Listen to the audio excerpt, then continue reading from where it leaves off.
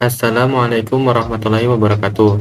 Setelah kita menemukan hasil dari sin konstan A dan B dalam sebuah segitiga, sekarang kita akan mengimplementasikan alur pengerjaannya di dalam sebuah bahasa pemrograman Python. Sebelum itu, kita lihat dulu langkah-langkah apa yang kita butuhkan untuk menemukan hasilnya. Kemarin kita telah menyimpulkan. Yang pertama, untuk mendapatkan nilai sin konstan dari sebuah segitiga siku-siku, maka kita perlu mencari sisi miringnya terlebih dahulu.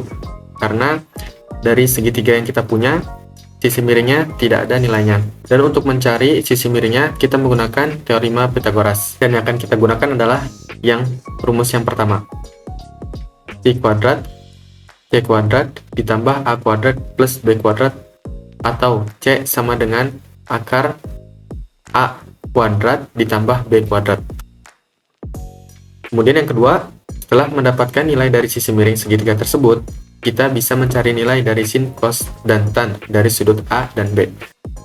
Jadi, dua kunci ini harus kita buat dulu rumusnya dalam bahasa pemrograman. Baik, langsung saja.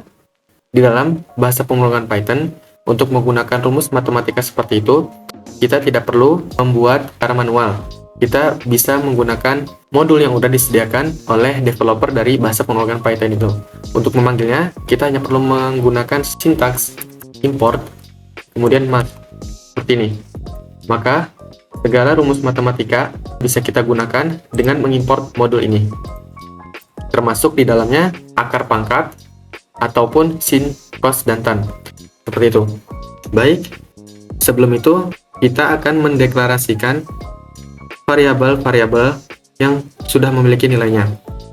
Teman-teman bisa melihat gambarnya di samping sebelah kanan. Jadi sisi A seperti ini sama dengan 7. Kemudian sisi B-nya adalah 24. Kemudian sisi C-nya atau sisi miringnya itu karena belum ditemui, kita menggunakan teorema Pythagoras dan rumusnya bisa teman-teman lihat di sebelah kanan. Kita membuatnya seperti ini, mat, kemudian titik. Nah, dan ini merupakan rumus-rumus bawaan yang diimport dari mat ini. Kalau ini dimatikan, maka rumus ini tidak akan berjalan. Teman-teman lihat, hilang. Baik, langsung saja kita pilih yang SQRT atau akar kuadrat. Kemudian buka kurung, tutup kurung. Ingat rumusnya, lihat di sebelah kanan. Sisi A dipangkatkan 2. Kemudian ditambah sisi B dipangkatkan 2. Ini salah sintaksnya, typo. Nah, seperti ini. Maka sudah ada hasilnya. Baik, di sini kita bisa menulis rumusnya. Sekali lagi, teman-teman bisa melihat rumusnya di sebelah kanan. Baik, sekarang kita tinggal membuat variabelnya untuk menampung hasil dari perhitungan sin, cos, dan tan. Jadi, kita mengambil dari sudut pandang A-nya dulu.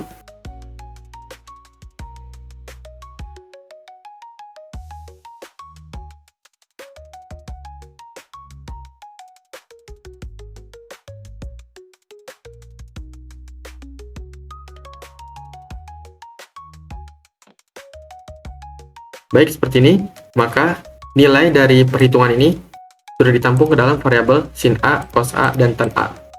Setelah itu, kita bisa membuat format untuk menampilkan hasilnya. Nah, jadi hasilnya seperti ini. Saya membuat pertama, menampilkan diketahui, sisi A adalah hasil dari sisi A, yaitu 7.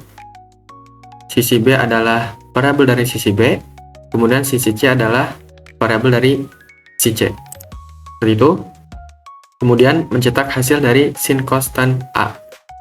Nah, sin konstan A itu saya menggunakan format F atau F literal untuk menggabungkan semua tulisan tanpa harus memisahkannya dengan koma seperti ini.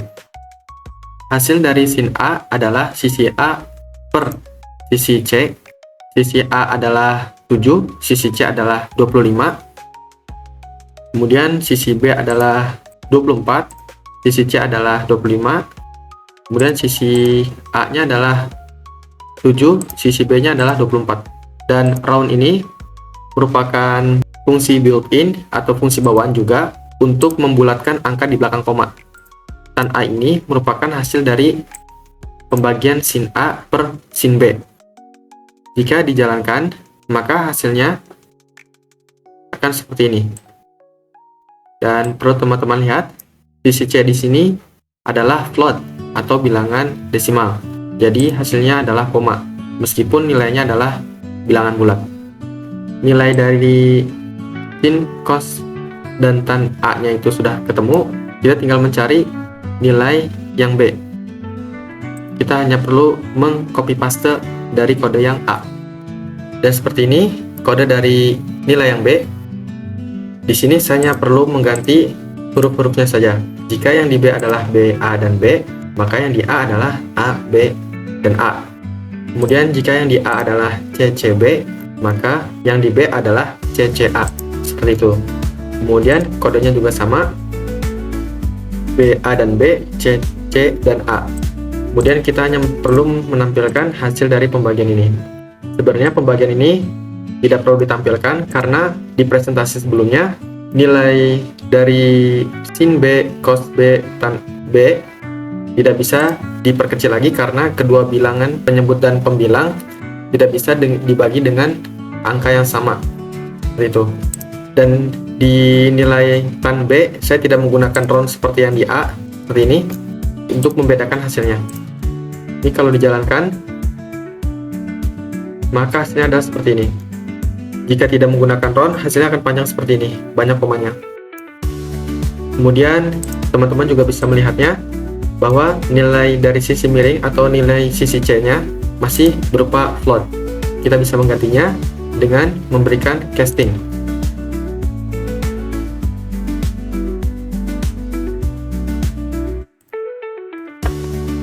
Maka nilainya sudah berubah, tidak ada komanya lagi. Tidak seperti yang di atas, masih ada komanya seperti ini.